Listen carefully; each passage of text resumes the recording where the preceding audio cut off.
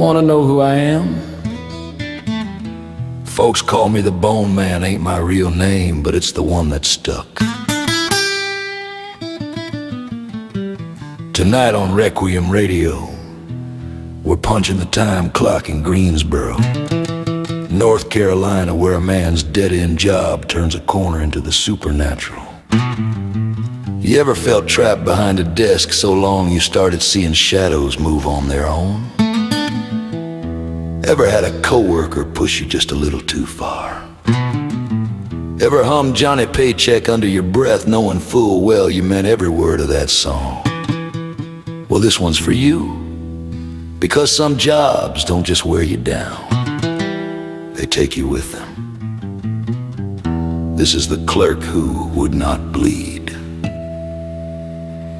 Now, Piedmont claims processing wasn't much to look at. Just an old textile warehouse off Elm Street, where the floor still remembered the weight of cotton bales and the walls carried the scent of a long-dead industry. The folks inside weren't making cloth anymore. They were pushing paper, sorting insurance claims into little coated piles that seemed to multiply when nobody was looking. It was the kind of work that could turn a man transparent if he wasn't careful. Marcus Walters. Well, he'd been turning transparent for 11 long years. He had the corner cubicle beside a dusty old vent that breathed more grit than air. Every morning he'd slip into that chair and sink into a trance so deep you'd swear he was half asleep with his eyes open new hires. Used to whisper that he didn't blink, didn't move, didn't give off heat like a normal man. They said he worked like some office ghost that hadn't figured out he was dead yet. But Marcus was alive, just barely, and only in the technical sense. What made his life harder was a fella in that office who took pleasure in other people's misery. A man who strutted around with his chest puffed out like a mean rooster, picking at folks, poking at them, looking for the soft spots. Every place has someone like that.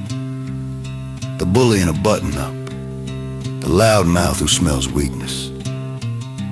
Marcus was his favorite target, quiet, patient, too numb to fight back. Most days Marcus just took it. He let the jabs roll off him like rain off a windshield. But pressure builds, my friend. Even in the stillest pond, something lies under the surface that'll rise when stirred. One morning, a storm was crawling in over Greensboro, darkening the windows, making the lights buzz with that jittery little hum they get before they burn out. Folks were trying to keep their heads down, but that bully came in louder than ever, full of swagger, full of jokes, full of songs he wasn't supposed to be singing. Old Johnny Paycheck's tune, the one about taking your job and shoving it, came rolling through that warehouse in a voice as off-key as it was unwelcome. And he aimed that whole performance straight at Marcus, as if daring him to show a reaction. But Marcus just stared back, calm as a stone, and something inside him went quiet in a new way.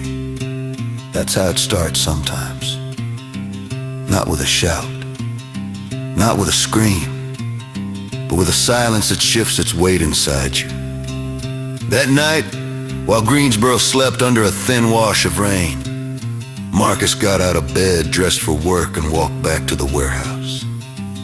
Didn't turn on a light, didn't check the clock, didn't think about tomorrow. Just walked into that echoing place where the fluorescents flickered like tired little stars. He went straight to the supply closet, the one that held the heaviest box cutter in the building, and picked it up like a man choosing his last tool. Then he tore the time clock off its mount, wires snapping like nerves, and set it right on the bully's desk, as neat as if he were leaving a gift. The next morning, the workers filed in, laughing at the misplaced time clock, wondering who'd pulled the prank.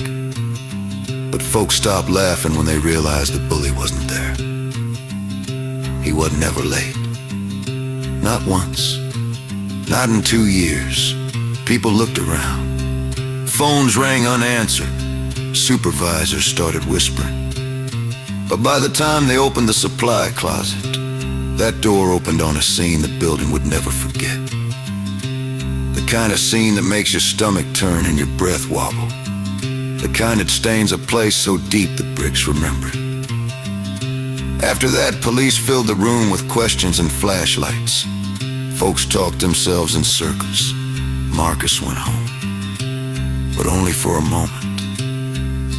By sundown, he'd vanished from Greensboro entirely.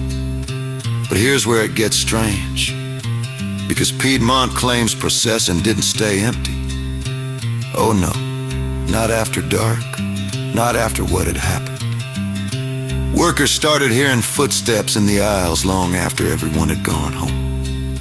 The lights would hum lower like they were picking up a second voice. Sometimes the bulbs flickered in patterns almost as if someone walked beneath them. Papers shifted on desks no one touched. And the time clock, brand new, freshly installed, began stamping impossible hours. Times from the past, times from the future, times that belong nowhere on any earthly schedule. And when the company finally gave up and moved to a new building on the other side of town, the old warehouse stood hollow, echoing with the feeling that someone was still punching it each night. Folks say the figure of Marcus still walks the aisles, sorting papers no one will ever read again. They say he's stuck in the after-hours shift that never ends, frozen in the corner cubicle where silence became his only language. Some haints rattle chains, some drift in fog, but Marcus, he just hums, low, off-key, worn thin by a lifetime of being ignored.